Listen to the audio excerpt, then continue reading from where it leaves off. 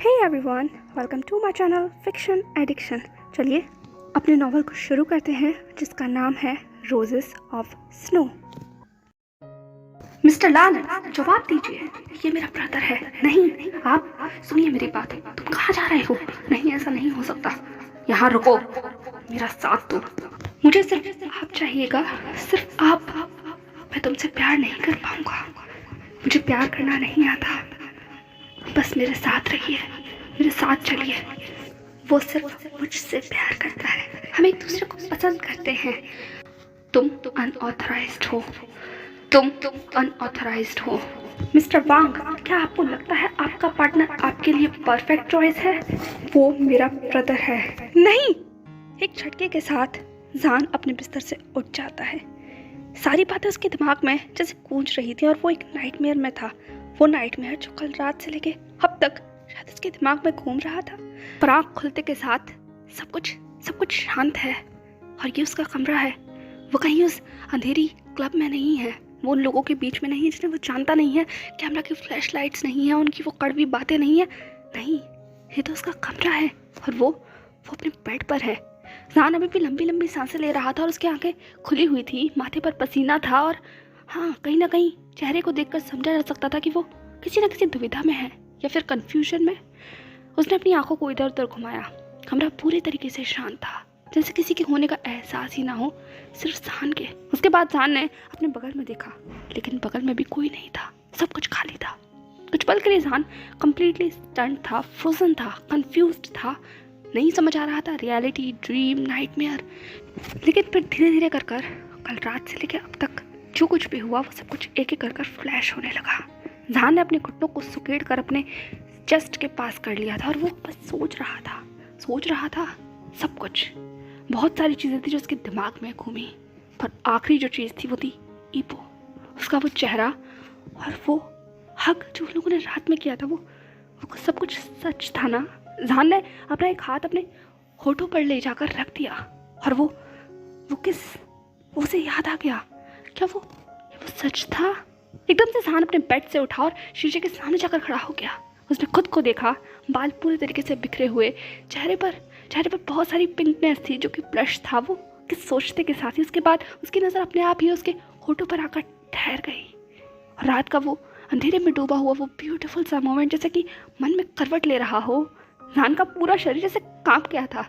उसे यकीन नहीं हो रहा था, क्या उसने सच में ऐसा किया? क्या उसने सच? नहीं, ये शायद ये उसका ड्रीम है, ये फैंटेसी है। नहीं, लेकिन ये सच है। ये हाँ, उसने किया। उसने किस किया? उसने ईपो को। हाँ, नहीं। जान अपनी बड़बड़ा रहा था। उसे नहीं समझ आ रहा था कि ये सब कुछ सपना था या फिर सच में हुआ था, कोई वेट ड्रीम था या फिर ईपो के साथ वो सच में था। उसके बाद उसने अपने कपड़ों को देखा ध्यान से। कुछ अजीब लगा, एकदम से उसे रात एक फ्लैश जैसे हिट हुआ हो। वो ईपो के साथ बेड में था और वो अपने उस नाइट क्लब के ड्रेस में था, लेकिन अभी उसने अपना नाइट सूट पहना हुआ है, सिल्क का वही नाइट सूट जो कि ईपो के पसंद का रंग है, स्काई ब्लू। पर ये उसने पहना कब? इसके बारे में तो उसे कुछ भी याद नहीं, लेकिन कहीं जैसे अंधेरी सी धुंधली सी याद जहन में कौंधी हो। जान, सीधे खड़े रहो, तुम इतना हिल क्यों रहे हो? काम, मुझे सोना है, आप क्या कर रहे हैं? अब मैं तुम्हारी ड्रेस पहना रहा हूँ, सीधे खड़े रहो।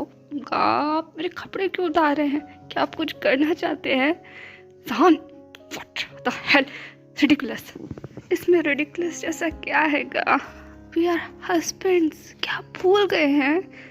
हाँ, मुझे याद है और तुम मुझे आज कितनी बारी बात याद दिला चुके हो, पर अगर तुम मेरे हस्बैंड हो तो प्लीज़ एटलीस्ट सीधे तो खड़े रहो। मुझे तुम्हारे कपड़े चेंज करने दो ताकि हम लोग सो सकें। रात के 3 बज रहे हैं। क्या कितने बज रहे हैं? नहीं कहा 3 नहीं, 5 बज रहे हैं। देखिए ध्यान से। हाँ, 5 बज रहे हैं। मेरा दिमाग खराब हो गया। आई एम सॉरी, बस तुम सीधे खड़े रहो। हाँ, मुझे बटन लगाने दो। हम कुछ करना चाहते हैं तो हमें बटन खोलने होंगे ना, लगाने थोड़ी होंगे। प्लीज़ छोड़िए, आप छोड़िए, मैं ऐसे ही सोना चाहता हूँ आपके साथ। आप भी अपने कपड़े उतार दीजिए, खोलिए इन बटन को। Son, shameless. Yes, just for you baby. ये कहते हुए जान ने ईपो को किस कर दिया था और जैसे ही ये फ्लैश जान के दिमाग के अंदर कौनता है वो एकदम से कांप गया, वो उछल गया। उसने कहा नहीं नहीं नहीं नहीं नहीं नहीं, मैं ऐसा नहीं कर सकता। मैंने कहा को मोलेस्ट किया? नहीं नहीं नहीं नहीं नहीं। ओह माय गॉड, कितना ऐसे क्या कर। जान अपने बेड पर बैठ गया, उसके पैर अभी भी हिल रहे थे और वो अपनी उंगलियों से लगातार खेल रहा था, बड़बड़ा रहा था। ऐसा नहीं हो सकता, ये ज़रूर उसका भ्रम है। नहीं, अगर इबो उससे गुस्सा हो गया होगा तो। ये तो जान के दिमाग में इबो का वो गुस्से वाला फेस आया जो जान ने उसके किस करते वक्त इमेजिन किया था। नहीं नहीं नहीं नहीं, इसके गाँव से छोड़ेंगे नहीं। मैं क्या करूँ? मैंने खुद को भी एम्बेरस किया और गाँव को भी। अगर उन्होंने मुझे इस तरीके से देखा होगा तो। हाँ, उन्होंने मेरे कपड़े चेंज किए, इसका मतलब। एकदम से जान ने अपना चेहरा फिर से शीशे में देखा, जो कि और ज़्यादा रेड हो चुका था। जान का पूरा चेहरा इतना ज़्यादा ब्लश कर रहा था जैसे कि वो अभी अभी टीनेजिंग लव से गुजर रहा हो। जान ने कहा हाँ, इसका मतलब गाने मुझे देखा।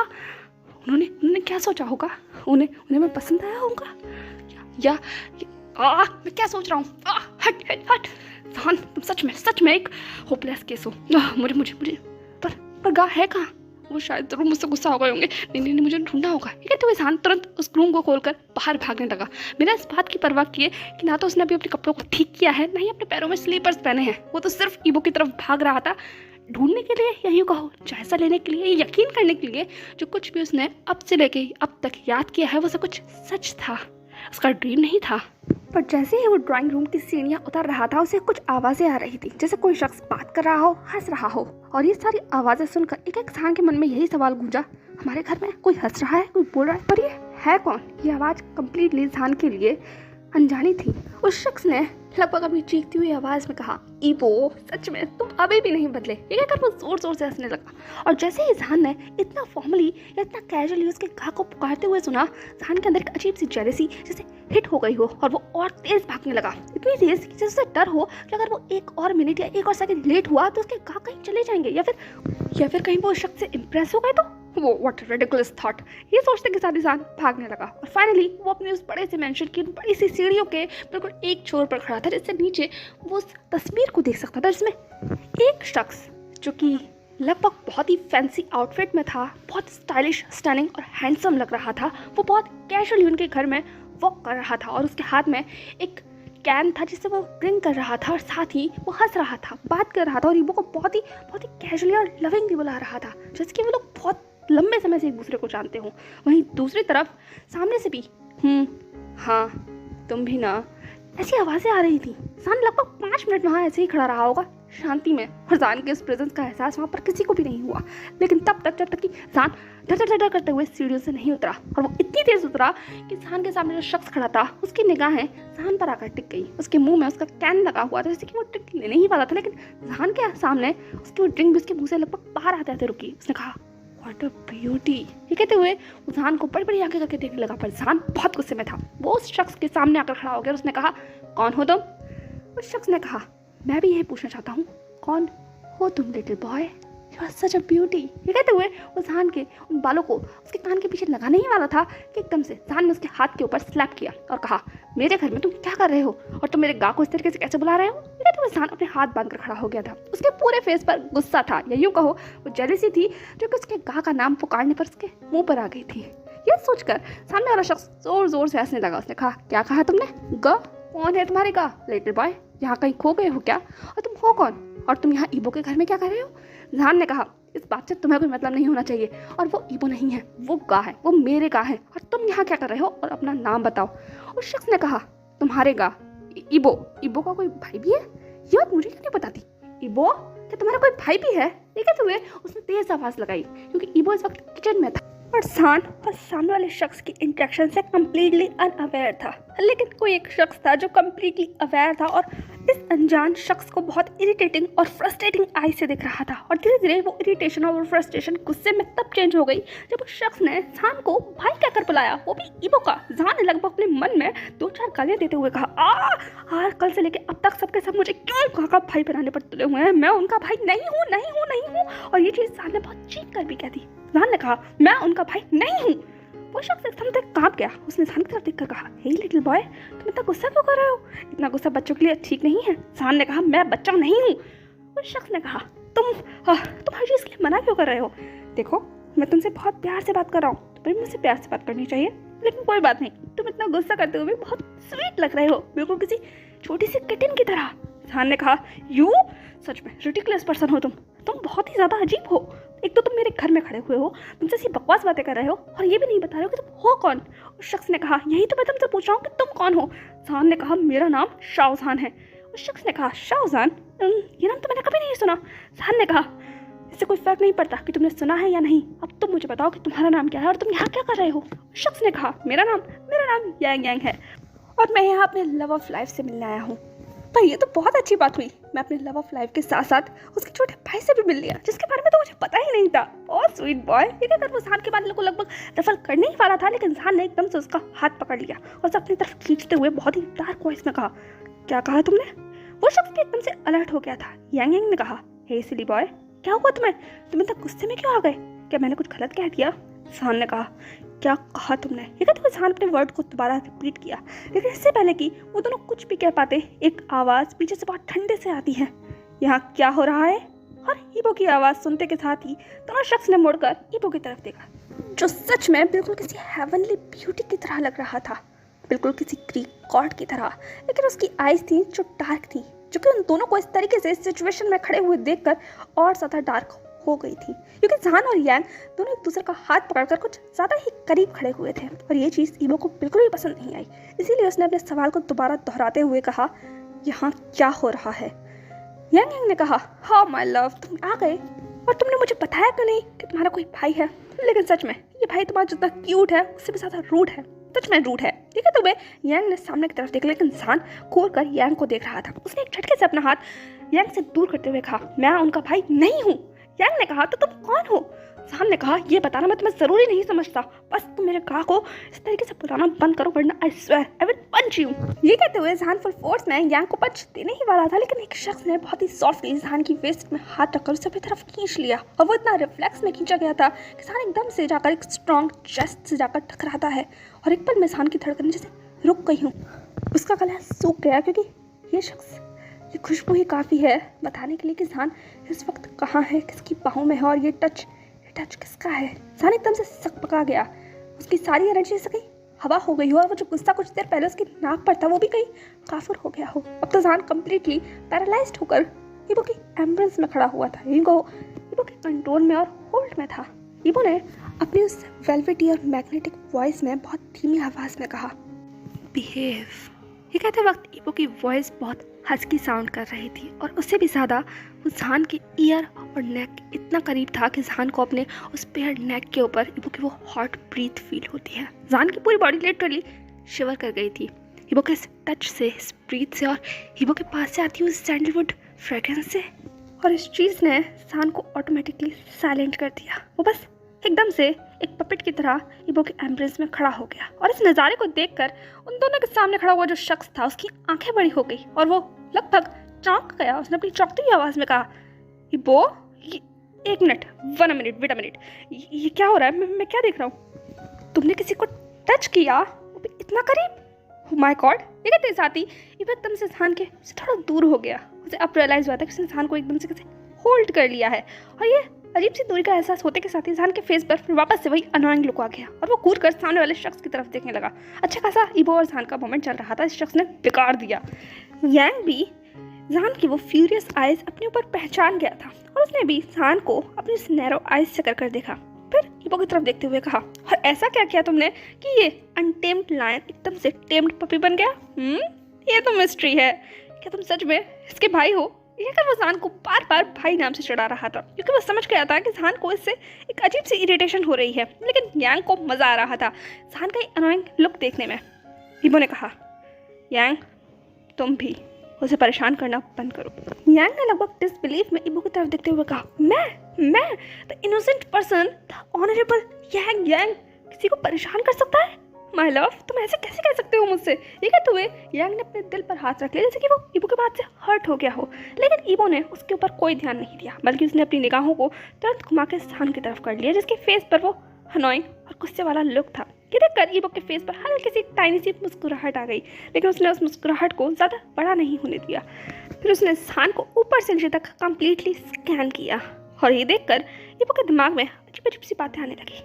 नहीं, वो सान को इस तरीके से नहीं होने दे सकता, क्योंकि सान ने इस वक्त बहुत ही ब्यूटीफुल तरीके से उस सिल्क रोप को पहना हुआ था, जिससे उसकी कॉलर बोन और साथ ही उसकी ब्यूटीफुल डेलिकेट नेक शो हो रही थी। उसके बाल बिल्कुल मैसी थे, लेकिन वो मैसी लुक भी सान के ऊपर बहुत सूट कर रहा था। उसके पाँव में स्लीपर्स नहीं थे, हाथ बहुत ब्यूटीफुल तरीके से शो हो रहे थे और वो सच में किसी ब्यूटीफुल डॉल की तरह लग रहा था। या यूँ कहो, इबो सान आज कुछ ज़्यादा ही अलॉरिंग लग रहा था।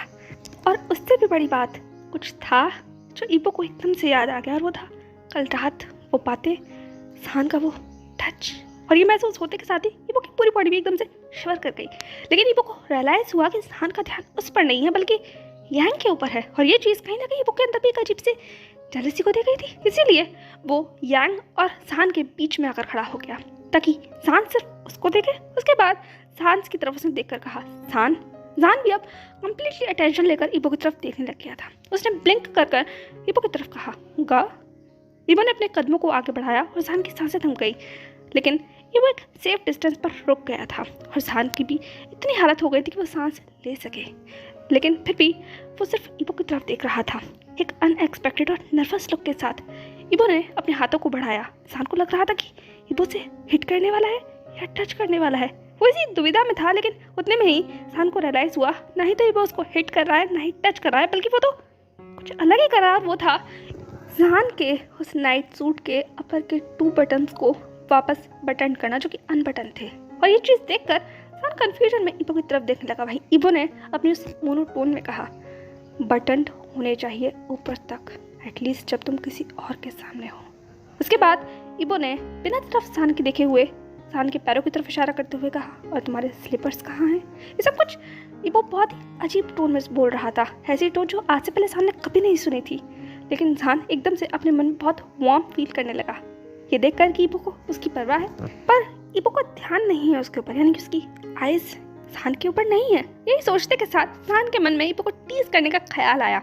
इसीलिए सान ने अपनी उस नटोरियस सी आवाज़ में कहा इसका मतलब जब हम लोग साथ हों तो मैं इन बटन्स को खोल सकता हूँ। ये कहते हुए सान ने इबो के हाथों पर हाथ रख लिया था, जो हाथ इबो सान की कॉलर बटन को बटन करने के लिए यूज़ कर रहा था। और ये टच महसूस होते के साथ ही तो एकदम से शांत हो गए। जान की आंखें तो ऑलरेडी इबो के ऊपर थी, वो सिल्वर आइज, और वहीं दूसरी तरफ इबो की वो गोल्डन ब्राउन आइज भी अब जान के पास आकर ठहर गई थी। दोनों एक पल के लिए एक दूसरे की तरफ देखने लगे, इस बात से बिल्कुल बेखबर कि उनके सामने खड़े हुए शख्स को लगभग हार्ट अटैक आने वाला है। यांग ने अपना गला साफ करते हुए कहा क्या मैं कोई मूवी देख रहा हूँ? यहाँ क्या हो रहा है? क्या कोई मुझे बताएगा? इबो, क्या तुम कुछ बोलोगे? और तुम जो भी हो, भाई हो उसके या फिर व्हाटएवर, मेरे इबो से दूर रहो। ये कहते हुए उसने इबो को अपनी तरफ खींच लिया। इबो ने कहा यांग। ये कहते हुए इबो की आवाज़ बहुत कोल्ड साउंड कर रही थी। यांग को रियलाइज हुआ कि उसने इबो को छू लिया है, इसलिए यांग ने अपने हाथों को दूर करते हुए कहा आई एम सॉरी, मैं तुम्हें टच नहीं करना चाहता था, बस मुझे बताओ ये क्या हो रहा है? मुझे ऐसा लग रहा है जैसे कोई मूवी चल रही हो। ठीक है, तो उसने जान की तरफ देखा। जान ने कहा तुम सच में बहुत अनोइंग हो। तीनों एक दूसरे को अजीब निगाहों से देख रहे थे। तभी अचानक से इबो का फोन वाइब्रेट करने लगा। इबो ने कॉल को पिक करते हुए यांग की तरफ देखा और फिर कहा यांग, मैं इस बारे में कुछ देर बात करूंगा। उसके बाद जान की तरफ देखते हुए कहा जान, रूम में जाओ, शावर लो और फिर अच्छे से ड्रेस्ड अप होकर नीचे आओ। मैं तुम्हारा वेट कर रहा हूँ, लंच तैयार है। कम ऑन, तुमने कल रात से कुछ भी नहीं खाया, गो। ये कहते हुए उसने जान को बहुत ही इंटिमिडेटिंग वॉइस और आइज के साथ देखा। जान कंप्लीटली मेस्मराइज तो ऑलरेडी था इबो के नए चेंज से, लेकिन उसने तुरंत नोट करते हुए कहा जीगा, मैं बस अभी आता हूँ। ये कहते के साथ ही जान के फेस के ऊपर बिल्कुल किसी फ्लावर की तरह स्माइल आ गई थी और जान का इस सडन मूड जो चेंज था वो यांग भी देख रहा था कि कुछ देर पहले जान कितनी इरिटेटिंग टोन में यांग से बात कर रहा था और उसके उलट वो मुझसे कितना ज़्यादा खुश होकर बात कर रहा है। इस चीज़ ने यांग का मुंह बना दिया, लेकिन इसकी परवाह किसको थी, क्योंकि इस वक्त जान और इबो तो अपनी ही दुनिया में थे, या यूँ कहो अपने उस ब्यूटीफुल वर्ल्ड में जिसमें उन दोनों के अलावा कोई और नहीं आ सकता था। जान ने कहा मैं जाता हूँ और मैं अभी आता हूँ, तुम गुआ से दूर रहना। ये कहते हुए उसने फाइनली वन लास्ट टाइम यांग की तरफ घूरा और फिर तुरंत भागता हुआ वो सीढ़ियों पर चढ़ गया। और यांग ने अपने मन में बड़बड़ाते हुए कहा सच अ चाइल्ड। फिर उसने इबो की तरफ देखा जो ऑलरेडी उसे क्लियर कर रहा था। इबो ने कहा मुझसे परेशान मत करो। उसके बाद इबो ने कॉल उठाया और वो बात करने के लिए आगे जा चुका था। यांग ने अपने मन में कहा आखिर मैंने किसको कब परेशान किया? यही दोनों है जो मुझे परेशान कर रहे हैं, दोनों मिलकर मुझे बुली कर रहे हैं। ठीक है, तो वो यांग मुंह बनाने लगा। अब लगभग आधे घंटे के बाद बड़ी सी डाइनिंग टेबल के ऊपर 3 शख्स एक दूसरे के आमने सामने कुछ इस तरीके से बैठे हुए थे कि मान लो एक दूसरे को घूर रहे हों। पहला था यांग, जो कंफ्यूज्ड लुक के साथ ईबो और जहान को देख रहा था। दूसरा था जहान जो गुस्से में यांग को देख रहा था। और तीसरा था ईबो जो इमोशनलेस फेस के साथ बस सामने देख रहा था। उन लोगों के सामने बहुत ही सारा लंच था, वो लंच जो स्पेशली सेकंड मास्टर लैन ने तैयार किया था। हाँ, तो लान वांग ईबो। जहान तो अभी तक यकीन नहीं कर पा रहा था कि ईबो लंच भी बना सकता है, आई मीन टू से कुकिंग भी कर सकता है, क्योंकि आज से पहले तो उसने कभी कुकिंग की ही नहीं। इसका मतलब क्या है? क्या ये सारी कुकिंग इस शख्स के लिए की है? कौन है ये शख्स? यही सारी चीज़ें जहान के दिमाग में चल रही थी। आखिर कौन है ये शख्स जिसके लिए गान ने लंच तैयार किया? मेरे लिए तो आज से पहले कभी भी लंच तैयार नहीं किया। और उससे भी बड़ी बात, आज का ऑफिस भी नहीं गए। घड़ी में आज इतना समय हो गया है और आज तक घर पर ही है। सच में ही पर्सन स्पेशल तो है। ये सारे थॉट्स थे जहान के दिमाग में और यही सारी चीज़ें जहान को फोर्स कर रही थी यांग को घूरने के लिए। और ये अब अनकंफर्टेबल हो गया था। उसने कहा, कम ऑन बॉय, अब मुझे घूरना बंद भी करो। इससे बेहतर होगा कि तुम कुछ खाओ और मुझे भी खाने दो, मुझे बहुत भूख लगी है। और वैसे भी माय लव ने ये खाना बनाया है। ये अपने लिए ही सर्व करने लगा और जहान का खून खौल रहा था। सच में जहान का मन कर रहा था कि एक शख्स को इतने सारे पंच मारे जब वो ईबो को लव कहकर बुला रहा था, पर जहान ये कर नहीं सकता था क्योंकि पहला तो यांग उससे बड़ा था और दूसरी बात वो ईबो का गेस्ट था। तीसरी बात, अभी ईबो ने जहान से कहा है बिहेव, तो उसे बिहेव करना ही होगा ना, बिल्कुल एक अमेजिंग बॉय की तरह, ईबो के बॉय की तरह। इसलिए वो बस वहाँ पर चुपचाप बहुत ही ओबीडियंटली बैठा हुआ था। पर जहान का गुस्सा कहीं ना कहीं ईबो को फील हो गया था, इसीलिए उसने बहुत ही धीमे से जहान के उस मुट्ठी बने हुए हाथ पर अपना हाथ रखा और बहुत धीमी आवाज़ में कहा, लंच करो जहान। जहान को एकदम से ईबो का टच महसूस होते के साथ ही उसका सारा गुस्सा फिर से कहीं काफुर हो गया। ईबो को सच में पता है जहान के मूड को किस तरीके से रिफ्रेश करना है। जहान ने ईबो की तरफ देखा, फिर नोट किया। उसके बाद वो भी अपनी प्लेट में सर्व करने लगा। अब तीनों उस साइलेंट में लंच कर रहे थे। इस बीच में शुमा ने भी काफ़ी सारी डिशेस को लाकर टेबल पर रख दिया था एंड सरप्राइजिंगली वो सारी डिशेस जहान की पसंद की थी। जहान को तो देखकर ऐसा लग रहा था जैसे कि वो किसी फूड पैराडाइज में आ गया है। उसकी आंखें चमक रही थी और फेस के ऊपर बड़ी सी स्माइल थी जो सारे खाने को देखकर आई थी। जहान बस खाने के लिए तैयार ही था और ईबो जहान के सारे फेस को देख रहा था और ये देखकर उसके फेस पर हल्की सी टाइनी सी मुस्कुराहट आ गई। वो लोग लंच शुरू करने ही वाले तभी एक और चीखती हुई आवाज़ आती है, जहान एकदम से रुक गया। उसने पीछे मुड़कर देखा तो सामने जियांग खड़ा हुआ था। फिर क्या था, जहान भी अपनी चेयर से खड़ा हो गया। जियांग एक कदम आगे बढ़ गया और जैसे ही जहान ने जियांग को देखा उसे रात की कुछ फ्लैशेस आने लगी। वो फ्लैशेस जिसमें जियांग कितना परेशान लग रहा था, कितना रो रहा था, वो सेल वाला सीन और ये सारा सीन इमेजिन करते के साथ ही जहान एकदम से खुद को रोक ही नहीं पाया और वो भागते हुए जियांग के पास पहुंचा। वहीं दूसरी तरफ जियांग भी भागते हुए जहान के पास पहुंचा और दोनों ने कब एक दूसरे को गले लगा लिया, ये बात वहाँ पर खड़े हुए किसी भी शख्स को समझ नहीं आई। सबको ऐसा लग रहा था जैसे कि दो लोग न जाने कितने लंबे समय से बिछड़े हुए हैं और अब गले लगा रहे हैं और उनकी intimacy completely out of the word थी। वहीं दूसरी तरफ जहान और जियांग एक दूसरे को इस तरीके से हक कर अपनी ही दुनिया में थे। जहान ने कहा, जियांग तुम ठीक तो हो? जियांग ने कहा, हाँ जहान मैं तो ठीक हूँ, तुम बताओ तुम ठीक हो ना? तुम्हें कोई प्रॉब्लम तो नहीं हुई, कोई चोट, कोई दर्द? हाँ ये कहते हुए जियांग ने जहान को खुद से अलग किया और उसको पूरे ऊपर से नीचे तक स्कैन करने लगा। उसके हाथों को, उसके बालों को, उसके गालों को, हर जगह वो टच कर जहान को चेक कर रहा था। जहान ने कहा, ओहो मैं ठीक हूँ, मुझे कुछ भी नहीं है, मुझे क्या होगा? और वैसे भी कहा मेरे साथ थे ना, तुम बताओ तुम ठीक हो ना? किसी ने तुम्हें हर्ट तो नहीं किया था ना कल? I am really sorry Jiang, मैं तुम्हें प्रोटेक्ट नहीं कर पाया, मैं जी को भी प्रोटेक्ट नहीं कर पाया। क्या तुम्हारी उससे बात हुई? जियांग ने कहा, डोंट वरी, टेंशन मत लो, सब बस आते ही होंगे, सब तुमसे मिलना चाहते हैं। जहान ने कहा, सच में? जियांग ने कहा, तभी जियांग को पकड़कर पीछे से किसी ने खींच लिया और जहान के पास भी एक शख्स आकर खड़ा हो गया। हाउशुआन ने जियांग से बहुत धीमी आवाज में कहा, तुम किसी को हक नहीं कर सकते। उसके बाद उसने जहान की तरफ देखते हुए कहा, और तुम भी मेरे बॉयफ्रेंड को हक नहीं कर सकते। जहान ने कहा, क्या? हाउशुआन ने कहा, हाँ वो मेरा बॉयफ्रेंड है और उससे दूर रहो। कहते हुए वो लगभग जहान को घूर रहा था। तभी ईबो ने कहा, हाउशुआन ने कहा, हाँ हाय ईबो। कहते हुए वो हाय करने लगा पर ईबो ने कंप्लीटली उसे इग्नोर कर दिया। इस बीच में यांग भी आ गया था। यांग ने कहा, हाउशुआन तुम यहाँ क्या कर रहे हो? हाउशुआन ने कहा, ये तो मुझे तुमसे पूछना चाहिए, तुम यहाँ क्या कर रहे हो? आई स्वेयर मुझे तुम्हें पंच करने का मन कर रहा है। तुम मुझे बिना कॉल बताए हुए यहाँ आ गए? यांग ने कहा, मैं तुम्हें कॉल बिना बताए यहाँ आया? तुम बल्कि रात में होटल से गायब हो गए थे। हम लोगों ने प्लान बनाया था ना कि हम सोच ईबो से मिलने आएंगे। मुझे लगा तुम यहाँ आ गए होंगे इसलिए मैं भी यहाँ आ गया। हाउशुआन ने कहा, तब भी तुम मुझे कॉल करना चाहिए था। यांग ने कहा, मैंने तुम्हें कॉल किया है पर क्या तुमने अपना फोन चेक किया है? यही सोचकर दोनों आपस में बहस करने लगे। वो लोग सच में किसी बच्चे की तरह लड़ रहे थे और उन्हें देखकर जियांग और जहान लगभग स्टंट हो गए थे क्योंकि इतने बड़े लोग इस तरीके से कैसे लड़ सकते हैं। वहीं दूसरी तरफ ये कंप्लीटली इमोशनलेस खड़ा हुआ था क्योंकि उसे पता है कि ये तो उसके लिए नॉर्मल है। तभी ईबो ने अपनी ठंडी आवाज में कहा, तुम लोगों का ड्रामा खत्म हो गया हो तो हम लंच करें। इसके बाद ईबो ने जहान का हाथ पकड़ा और उसे खींचता हुआ डाइनिंग टेबल की तरफ ले जाने लगा और जहान उसके मन में तो बहुत सारे ब्लॉसम्स खिल रहे थे। वो बस किसी लॉस्ट पुपे की तरह ईबो की तरफ चलने लगा क्योंकि ईबो ने जहान का हाथ पकड़ रखा था। और ये तो जहान के सिर्फ ब्यूटीफुल ड्रीम में ही हो सकता है ना, लेकिन ये तो रियलिटी है और जहान इससे कभी बाहर नहीं आना चाहता, इसीलिए वो बस इस मोमेंट में खोना चाहता था। अगले ही पल में वो दोनों जाकर चेयर पर बैठ गए थे। ईबो ने जहान के लिए सर्व किया और खुद के लिए भी सर्व कर वो खाने लगा। जियांग भी वहाँ बगल में आकर बैठ गया था, उसके लिए भी ये चीज़ अनएक्सपेक्टेड थी और वो बस बड़ी बड़ी आंखों से सब कुछ देख रहा था। यांग और हाओशुआन भी वहीं अपनी जगह ले चुके थे।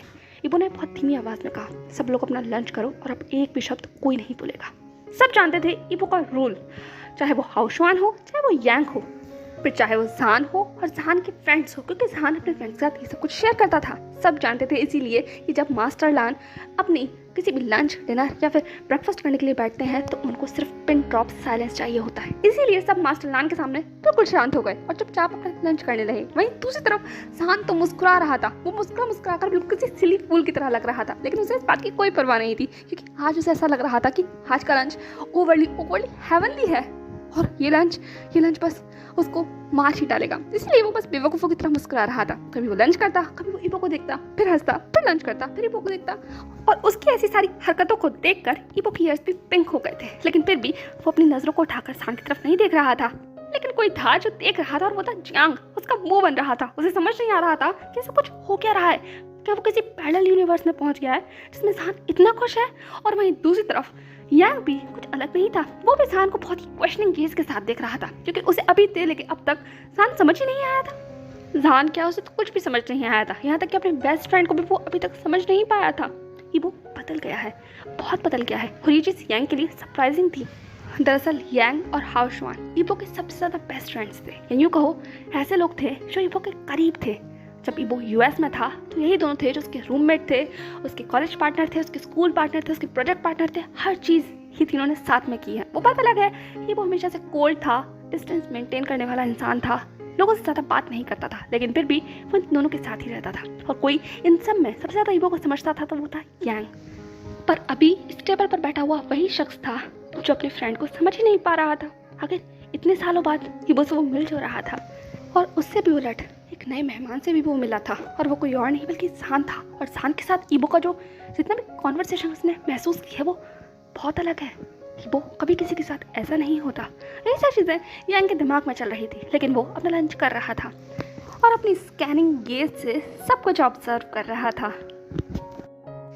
सो हे एवरीवन, कैसा लगा आपको आज का ये थोड़ा सा क्यूट सा चैप्टर? हमारे जहान और ईबो ने अभी तो चलना शुरू किया था, अभी ये उनके लाइफ के अंदर ये दो लोग कहाँ से आ गए, ये नए मेहमान। आपको क्या लगता है जहान और यांग की ये जो इतनी अजीब सी मुलाकात हुई है ये आगे क्या रंग लेके आने वाली है? क्या दोनों की खटर पटर ऐसे ही चलेगी? और वहीं दूसरी तरफ ये हाओशुआन और यांग हमारे जहान और ईबो की जिंदगी में क्या रंग भरेंगे?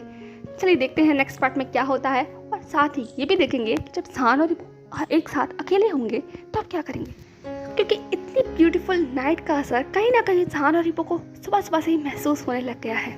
और ये चेंज क्या क्या रंग लेकर आता है इन दोनों की जिंदगी में, ये देखना दिलचस्प होगा। तो हमारे रोसेस ऑफ स्नो की क्या स्नो पिघलेगी? चलिए तो मिलते हैं नेक्स्ट पार्ट में, तब तक के लिए बाय।